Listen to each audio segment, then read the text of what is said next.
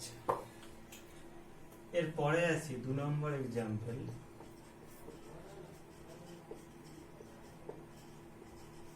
ইলেকট্রোলিসিস of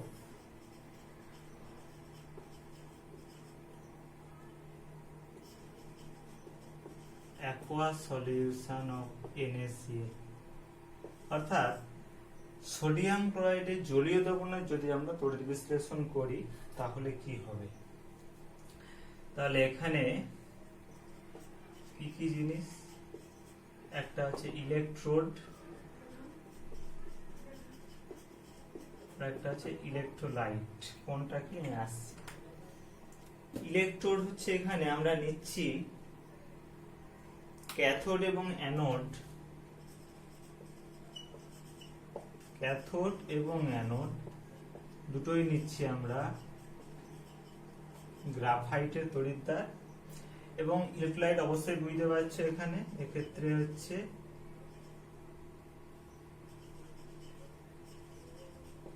aqueous solution of water, sorry ভুল বললাম, aqueous solution of sodium chloride NaCl। তাহলে এখানে অ্যাকচুয়ালি কি কি থাকছে, আয়নগুলো, আয়নস।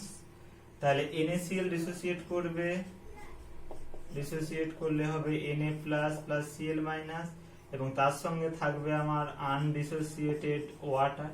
তাহলে এখানে এই তিনটে জিনিস আছে, একটা Na প্লাস আছে, একটা Cl মাইনাস আছে, এবং তার সঙ্গে আছে আমার আনডিসোসিয়েটেড ওয়াটার আছে। এখানে একটা জিনিস আমি তখন বলতে ভুলে গেছি, আমরা কোনো একটা তড়িৎ বিশ্লেষণের ক্ষেত্রে আমরা অবশ্যই ব্যবহার করি ডিসি কারেন্ট বা বলা হয় ডাইরেক্ট কারেন্ট, অর্থাৎ এসি কারেন্ট ব্যবহার করি না। তার কারণ তোমরা অলরেডি ফিজিক্সে পড়বে, একটুখানি এখানে বলে দেই। কারণ এসি কারেন্টটা যেহেতু আমার অল্টারনেটিভ কারেন্ট, সেই জন্য এসি কারেন্ট ব্যবহার করলে কি হবে, আমার ওই পোলারিটি মানে ক্যাথোড আর অ্যানোডের যে দুটো পোল সেটা কিন্তু বারবার চেঞ্জ হবে, ফলে সেখানে কিন্তু আমরা এইরকম আমরা রাসায়নিক বিক্রিয়া পাবো না। সেই জন্য আমরা এখানে অলওয়েজ ব্যবহার করি ডিসি কারেন্ট, এসি কারেন্ট নয়। এবার তাহলে এখানে কি ধরনের বিক্রিয়া হবে আসি। তাহলে প্রথমে আমি আসছি ক্যাথোড, আবার ব্র্যাকেটে লিখে দিচ্ছি এটা কিন্তু নেগেটিভ ইলেকট্রোড, ঠিক আছে। তাহলে এখানে কি হবে, আমার বিজারণ হবে। বিজারণ হলে কি হতে পারে, বিজারণ হলে আমার ধরো Na প্লাস একটা ইলেকট্রন গ্রহণ করে সেখান থেকে সোডিয়াম হলো, এর ক্ষেত্রে E0 এর মানটা কত, এর ক্ষেত্রে আমার E0 এর মানটা হচ্ছে -2.71 ভোল্ট, -2.71 ভোল্ট। এবং এর সঙ্গে সঙ্গে আরেকটা জিনিস হতে পারে কি, যেটা হচ্ছে ধরো ওয়াটার যেটা ছিল এখানে আনডিসোসিয়েটেড, এ হচ্ছে সরি এখানে আমি ভুল, হ্যাঁ সরি এখানে আমি এখানে তার মানে ওয়াটারটা ইলেকট্রন গ্রহণ করে সেখান থেকে হবে তাহলে H2 প্লাস, তার সঙ্গে হবে হচ্ছে OH minus, H2 plus OH minus. Actually H2 plus OH minus মানে এখানে অ্যাকচুয়ালি আমাকে ব্যালেন্স করলে এটা হচ্ছে দুটো, তার মানে এখানে 2 দিতে হবে, ঠিক আছে। তাহলে এখানে অ্যাকচুয়ালি এটা 2 ইলেকট্রন হবে। এই তাহলে এক্ষেত্রে হচ্ছে আমার E0 এর মানটা হচ্ছে -0.83 ভোল্ট, -0.83 ভোল্ট, ওকে। এবার তাহলে দেখো এখানে এই দুটোর মধ্যে তাহলে যেহেতু আমরা জানি যে ক্যাথোডে কি হবে না আমার বিজারণ হবে, তাহলে এদের মধ্যে কোনটা বেশি, এদের মধ্যে অবশ্যই বেশি এইটা। তাহলে যেহেতু এর ক্ষেত্রে E0 এর মান বেশি, তাহলে এখানে এই বিক্রিয়াটা হবে, এই বিক্রিয়াটা হবে না, হলো। এবার আছে আমি অ্যানোড, অ্যানোড মানে কি পজিটিভ ইলেকট্রোড, বারবার লিখছি এই জন্য কারণ তোমরা এটা বারবার এটাকে তোমরা মানে গুলিয়ে ফেলবে গ্যালভানিক সেলের সাথে। তাহলে এখানে আমার কি হতে পারে না, এখানে আমার দু ধরনের বিক্রিয়া হতে পারে। একটা হতে পারে যে Cl মাইনাস আয়নটা সে কি করতে পারে, একটা ইলেকট্রন ছেড়ে দিয়ে ক্লোরিন পরমাণুতে পরিণত হতে পারে, এবং এর ক্ষেত্রে আমার E0 এর মানটা হচ্ছে কত না প্লাস 1.36 ভোল্ট। এবার আমি এটাকে 2 দেই, তাহলে এখান থেকে আমার একটা Cl2 হয়ে যাবে, Cl2 গ্যাস, এবং এটা 2 ইলেকট্রন হয়ে যাবে। আর কি হবে, আর কি এখানে আর কি হতে পারে পসিবল না, ওয়াটারটা ইটসেলফ কিন্তু একটা অক্সিডাইজ হতে পারে। সেটা হলে কি হয়, তোমরা আগেই পড়েছো ওয়াটার অক্সিডাইজ হলো, সেখান থেকে H প্লাস হয় প্লাস হচ্ছে O2 হয়, মানে half O2 plus 2H plus plus তার সঙ্গে ইলেকট্রন। এর ক্ষেত্রে E0 এর মানটা হচ্ছে কত হয়, প্লাস 1.23 ভোল্ট, প্লাস 1.23 ভোল্ট। তাহলে দেখো এই দুটো পসিবল আমার যার হতে পারে। তাহলে দেখো এর মধ্যে তাহলে কি না, যার ক্ষেত্রে E0 এর মান কম হবে সেটা আমার এখানে ফিজিবল হবে। তাহলে এর ক্ষেত্রে E0 এর মান কম, তাহলে এটা এখানে ফিজিবল হবে, এটা এখানে হবে না। তাহলে দেখো এখানে কি হলো, তাহলে আমি এখানে বাকিগুলো মুছে দিচ্ছি। তাহলে এটাকে এখানে মুছে দিলাম, এটাকে এখানে মুছে দিলাম, ব্যাস। তাহলে দেখো এখানে কি হচ্ছে, ক্যাথোডে বিক্রিয়া হচ্ছে, মানে ক্যাথোডে এখানে আমার জলটা জারিত হচ্ছে। আচ্ছা, তাহলে এখানে কি হলো না, ক্যাথোডে আমার এই বিক্রিয়াটা হচ্ছে, অ্যানোডে এই বিক্রিয়াটা আছে। এবার এখানে একটা এক্সেপশন আছে, এক্সেপশনটা এরকম, আমি যে এখানে এটা মিছে দিয়েছিলাম যে Cl মাইনাস দুটো ইলেকট্রন ছেড়ে দিয়ে ক্লোরিন গ্যাসে পরিণত হচ্ছে, এর ক্ষেত্রে E0 এর মানটা বেশি হওয়া সত্ত্বেও এই বিক্রিয়াটা এখানে ফিজিবল হবে, এই বিক্রিয়াটা হবে না। কারণটা হচ্ছে, এখানে যদি একটুখানি জেনে রাখো, এটা হচ্ছে due to the over voltage. Over voltage এটা তোমাদের এখন ডিটেলসে নেই, ফলে আমি এখন এতটা ডিসকাস করছি না। এটাকে বলা হয় due to the over voltage, or আরেকটা বলা হয় ওভার পোটেনশিয়াল। মানে হচ্ছে ওভার ভোল্টেজটা এমন যে এই সিস্টেমটার ক্ষেত্রে E0 এর মানটা বেশি হওয়া সত্ত্বেও এ জারিত হবে, অর্থাৎ এখানে এই বিক্রিয়াটা হবে, এই বিক্রিয়াটা হবে না। ঠিক আছে, এখানে এটা একটুখানি এক্সেপশন বলতে পারে, অ্যাকচুয়ালি এক্সেপশন নয়, এটা অ্যাকচুয়ালি ওভার ভোল্টেজের জন্য হচ্ছে। তাহলে এইটা হলো আমার এখানে ক্যাথোড বিক্রিয়া, এটা হলো আমার এখানে অ্যানোড বিক্রিয়া। তাহলে আমি এবার এখানে টোটাল বিক্রিয়াটা কি হবে, টোটাল বিক্রিয়াটা হবে হচ্ছে net cell reaction, net cell রিঅ্যাকশনটা হবে, তাহলে আমরা এই দুটোকে একসঙ্গে যোগ করব, যোগ করলে হবে দেখো 2H2O প্লাস Cl, সরি এটা এখানে 2Cl মাইনাস হবে, 2Cl মাইনাস এখান থেকে হচ্ছে H2 plus 2OH minus plus Cl2 gas. এটা আমার এখানে নেট সেল রিঅ্যাকশন। ওকে, তাহলে দেখো এখানে কি হলো বলতো আলটিমেট, দেখো দেখো ক্যাথোডে কি তৈরি হচ্ছে, ক্যাথোডে তৈরি হচ্ছে আমার হাইড্রোজেন গ্যাস, অ্যানোডে তৈরি হচ্ছে আমার ক্লোরিন গ্যাস। তাহলে যদি আমরা জলের যদি আমরা NaCl এর জলীয় দ্রবণের তড়িৎ বিশ্লেষণ করি, তাহলে সেক্ষেত্রে অ্যানোডে উৎপন্ন হয়, এটা শর্ট কোশ্চেন আসে মাঝে মাঝে, অ্যানোডে উৎপন্ন হয় ক্লোরিন গ্যাস, ক্লোরিন গ্যাস, আর ক্যাথোডে উৎপন্ন হয় হাইড্রোজেন গ্যাস। বুঝা গেল? এগুলো তোমাদের মনে রাখার সুবিধার্থে হচ্ছে, হয়তো তোমাদেরকে এরকম কোশ্চেন দিল যে সোডিয়াম ক্লোরাইডের জলীয় দ্রবণে তড়িৎ বিশ্লেষণ করলে আমরা অ্যানোডে কি গ্যাস পাবো আর ক্যাথোডে কি গ্যাস পাবো, এটা শর্ট কোশ্চেন। কিন্তু তোমরা তো সবসময় এগুলো কি মনে রাখতে পারো, তোমাদেরকে এই জন্য সব থেকে বেস্ট হচ্ছে তোমাদেরকে একটু পাশে রাফ পেপার এগুলো একটুখানি করে দেখে নিতে হবে, দেখে তোমরা এখান থেকে খুব সহজে বুঝতে পেরে যাবে যে কোনটা অ্যাকচুয়ালি হতে যাচ্ছে। ওকে,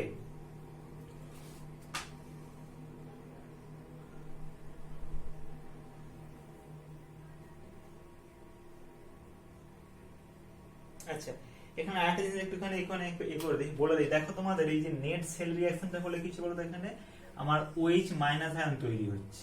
এবার অলরেডি যেহেতু আমরা NaCl নিয়েছি, ফলে সেখানে আমার অলরেডি জলীয় দ্রবণের মধ্যে Na প্লাস আয়নটা আছে এবং তার সঙ্গে এখানে OH মাইনাস আয়ন জেনারেট করছে। তাহলে এই Na প্লাস এবং OH মাইনাস আয়ন একসঙ্গে যুক্ত হয়ে কি তৈরি করে বলতো, তৈরি করবে সোডিয়াম হাইড্রোক্সাইড, যার ফলে কি হবে, আমার সোডিয়াম ক্লোরাইডের জলীয় দ্রবণটা কি হবে, ধীরে ধীরে আমার ক্ষারীয় হয়ে যাবে, বেসিক হয়ে যাবে।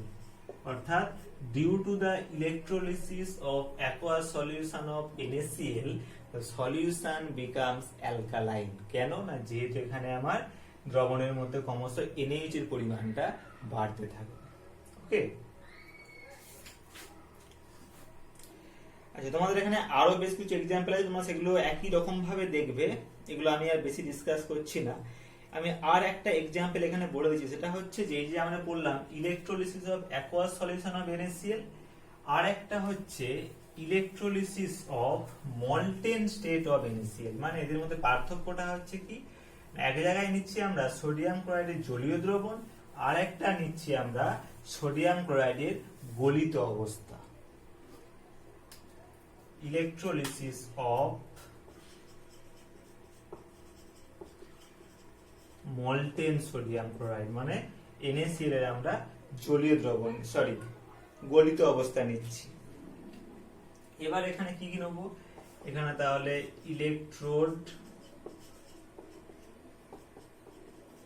ইলেকট্রোলাইট। আচ্ছা, ইলেকট্রোড বলতে এখানে কি, ইলেকট্রোড বলতে ক্যাথোড আর অ্যানোড।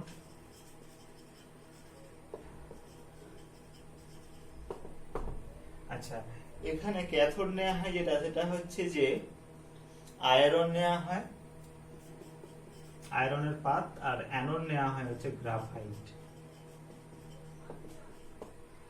ইলেকট্রোলাইট কি এক্ষুনি বললাম, মল্টেন NaCl বা গলিত সোডিয়াম ক্লোরাইড। এবার তাহলে এখানে কি বিক্রিয়া হবে, এবার এটা কিন্তু তাহলে এখানে কি কি এখানে আমার আয়ন থাকবে না, এখানে যেহেতু মল্টেন স্টেট আয়নস, তাহলে এখানে অ্যাকচুয়ালি আমার থাকবে, কিন্তু এখানে কিন্তু কোনো আমার জল নেই, মানে এখানে আবার লিখে দিচ্ছি নো অ্যাকোয়াস সলিউশন, মানে এখানে কোনো জল নেই। তাহলে এখানে আমার শুধুমাত্র কি আছে, NaCl টা ডিসোসিয়েট করে Na+ আর Cl-, এখানে শুধুমাত্র এই দুটো আয়ন আছে। তাহলে এখানে কি হবে না, ক্যাথোড বিক্রিয়া, ক্যাথোডটা নেগেটিভ ইলেকট্রোড, এখানে কি হবে না বিজারণ, বিজারণে কি হবে Na+ একটা ইলেকট্রন গ্রহণ করবে, করে সেখান থেকে সোডিয়াম মেটাল কনভার্ট হবে। আর অ্যানোডে কি হবে, অ্যানোডে জারণ হবে, যেটাকে আমরা পজিটিভ ইলেকট্রোড বলি, সেখানে Cl- টা কি করবে, একটা ইলেকট্রন বর্জন করে ক্লোরিন হবে। বোঝা গেল? এবার যদি আমরা একে 2 দিয়ে গুণ করি তাহলে 2Cl- এটা Cl2 হবে, 2 হবে, তাহলে একেও আমরা 2 দিয়ে গুণ করছি 2Na+ প্লাস 2 সেখান থেকে 2Na, তাহলে এখানে আমার নেট সেল রিঅ্যাকশন, কারণ যেহেতু এটা মল্টেন স্টেট, ফলে এখানে কোনো আমার জল নেই, ফলে এখানে অন্য কোনো পসিবল বিক্রিয়া সম্ভব নয়। তাহলে এক্ষেত্রে আমার কি বিক্রিয়া হবে, তাহলে এইটুকু এখানে যোগ করলে 2Na+ প্লাস 2Cl- সেখান থেকে হবে 2Na plus Cl2 গ্যাস। ওকে, তাহলে Na+ ion converted to sodium metal and Cl- ion converted to chlorine gas। এই গেল আমার কিছু এক্সাম্পল, আরো বইতে আসে, মানে বইতে গেলে একটুখানি দেখবে। ওকে, তাহলে আমরা এই পার্টটা একটু শেষ করলাম।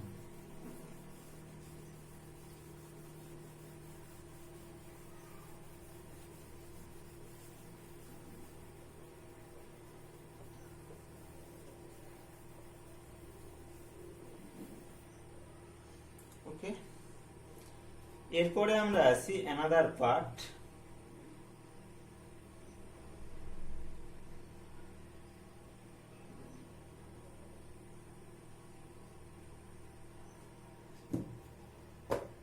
এবার আসি অ্যাকচুয়ালি প্র্যাকটিক্যাল ইউনিট, মানে ব্যবহারিক একক, practical unit of electric current and quantity of electricity।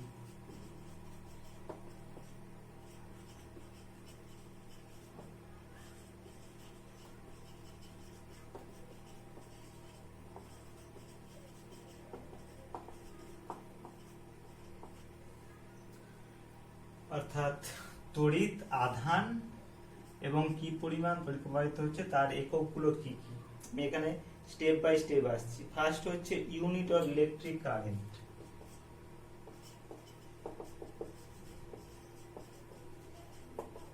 Electric current এর এককটা কি, এর একক হচ্ছে, এটা হচ্ছে কি রকম, এর একক হচ্ছে অ্যাম্পিয়ার।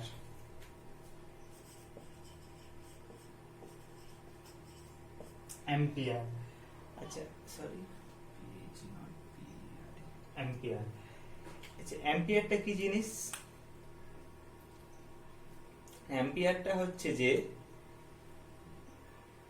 যে অর্থাৎ 1 অ্যাম্পিয়ার হচ্ছে সিলভার নাইট্রেট সলিউশনের মধ্য দিয়ে যদি আমরা 1 সেকেন্ড তড়িৎ প্রবাহিত হলে, অর্থাৎ সিলভার নাইট্রেট সলিউশনের মধ্য দিয়ে 1 সেকেন্ডে যে পরিমাণ তড়িৎ প্রবাহিত হলে 0.00118 গ্রাম সিলভার ডিপোজিট হবে। অর্থাৎ এক্ষেত্রে বিক্রিয়াটা হবে এরকম, Ag+ ইলেকট্রন গ্রহণ করে সিলভার, অর্থাৎ এখানে সিলভার ডিপোজিট হচ্ছে। অর্থাৎ এখানে 1 অ্যাম্পিয়ারের সংজ্ঞাটা হচ্ছে যে সিলভার নাইট্রেট সলিউশনের মধ্য দিয়ে 1 সেকেন্ডে যে পরিমাণ ইলেকট্রিক কারেন্ট পাস করলে, যদি যে পরিমাণ ইলেকট্রিক কারেন্ট পাস করলে এই 0.00118 গ্রাম সিলভার ডিপোজিট হয়, তাকে বলবো আমরা 1 অ্যাম্পিয়ার। হলো, এটা হচ্ছে ইলেকট্রিক কারেন্টের একক। ওকে, তারপরে হচ্ছে unit of quantity of charge, তড়িৎ আধান। ইউনিট অফ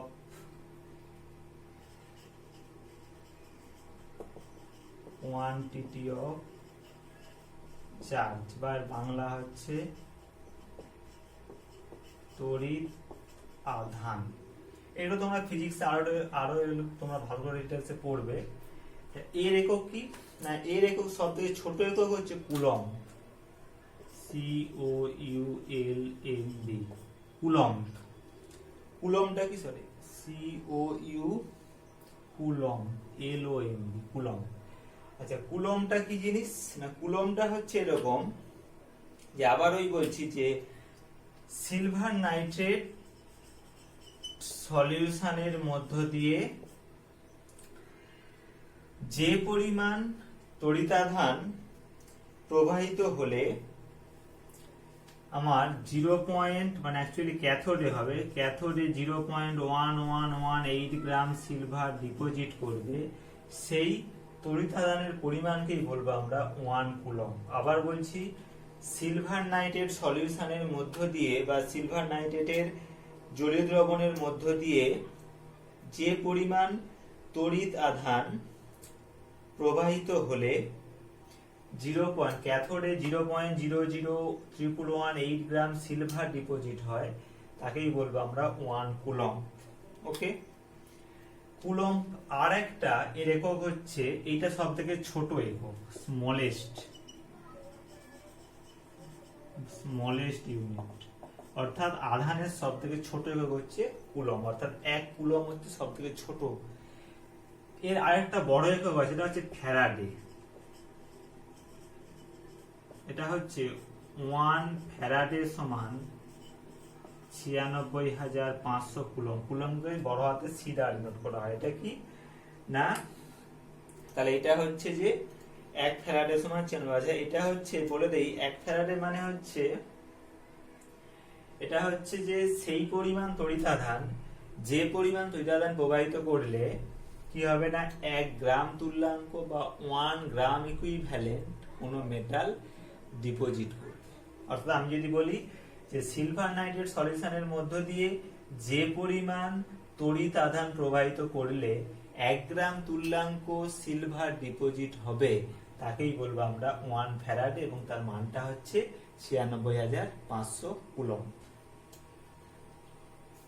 ওকে, একটু তোমরা মনে রাখবে।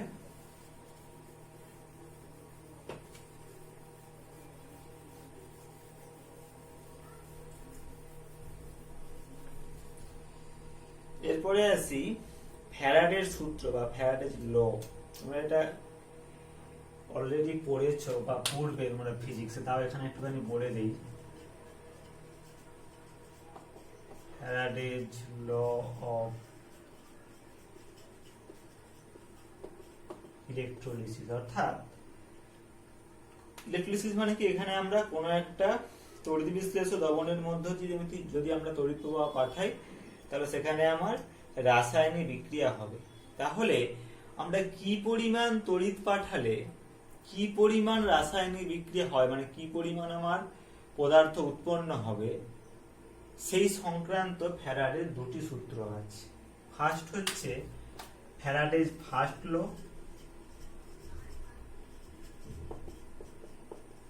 বা বলা হয় ফ্যারাডের প্রথম সূত্র, আর একটা আছে সেকেন্ড ল। প্রথম সূত্রে কি বলা হচ্ছে, এখানে বলা হচ্ছে যে the weight of a substance deposited or liberated or dissolved from an electrode during electrolysis is directly proportional to the quantity of electricity passed through the substance produced or dissolved। অর্থাৎ একটা তড়িৎ বিশ্লেষ্য পদার্থের মধ্য দিয়ে, অর্থাৎ একটা তড়িৎ বিশ্লেষ্য পদার্থে কি পরিমাণ পদার্থ বা কতটা পরিমাণ পদার্থ উৎপন্ন হবে সেটা ডিপেন্ড করছে আমরা তার উপর কতটা কারেন্ট পাস করাচ্ছি। অর্থাৎ আমি যদি এরকম বলি যে ধরো আমি যদি কোনো একটা ইলেকট্রোলাইটের মধ্য দিয়ে যদি কিউ পরিমাণ কারেন্ট, অর্থাৎ আমি এখানে ইলেকট্রিক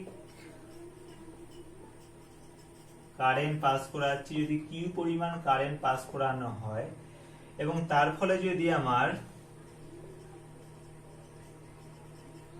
সাবস্ট্যান্স ফর্মড বা ডিপোজিটেড সেটা যদি ডব্লিউ গ্রাম হয়, অর্থাৎ কোনো একটা তড়িৎ বিশ্লেষ্য পদার্থের মধ্য দিয়ে যদি আমরা কিউ পরিমাণ ইলেকট্রিক কারেন্ট পাস করাই এবং ডব্লিউ গ্রাম পরিমাণ পদার্থ উৎপন্ন হয় কোনো একটা ইলেকট্রোডে, তাহলে সেখানে অ্যাকর্ডিং টু ফ্যারাডেজ ফার্স্ট ল বলছে এটা হবে W proportional to Q।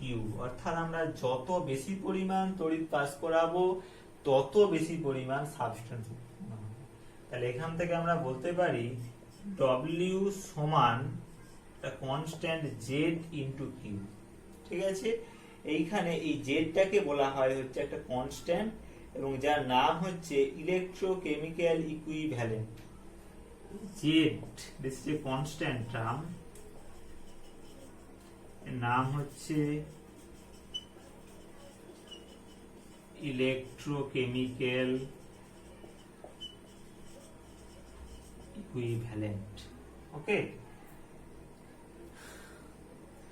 আচ্ছা এখানে একটুখানি বলে দিই, তোমরা ফিজিক্সে পড়েছো কিউ সমান কি হয় বলো তো? কিউ সমান হয় আই ইনটু টি, তাই তো? অর্থাৎ যদি আমরা টি সময় ধরে যদি আমরা আই পরিমাণ তড়িৎ পাঠাই তাহলে তার কারেন্টের পরিমাণটা হয় কিউ।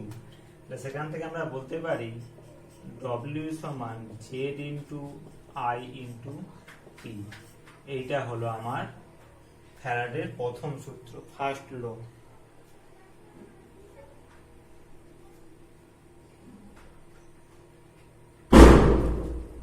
ওকে, আচ্ছা এবার দেখো এখান থেকে যে বললাম জেডটা হচ্ছে আমার ইলেকট্রোকেমিক্যাল ইকুইভ্যালেন্ট, তাহলে এখান থেকে আমরা বলছি দেখো তাহলে অ্যাকচুয়ালি জেডটা সমান কি হচ্ছে, জেড সমান হচ্ছে W by Q.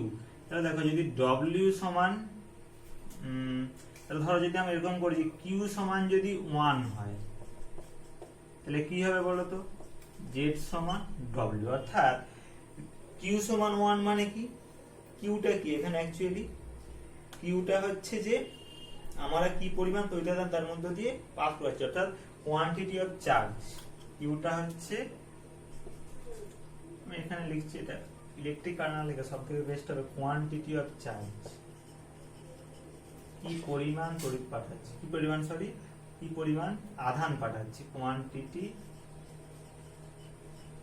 Of charge.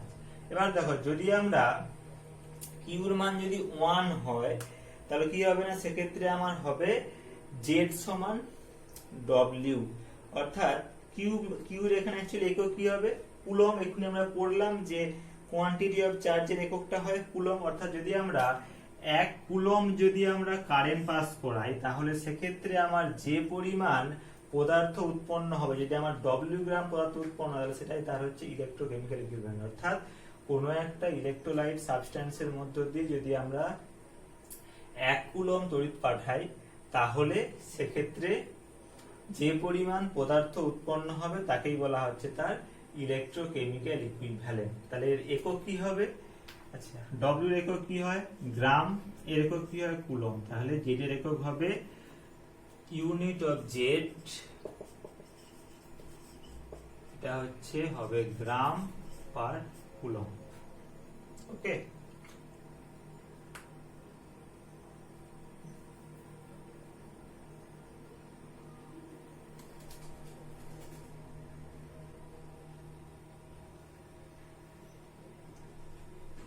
এই গেল আমার ফ্যারাডের প্রথম সূত্র।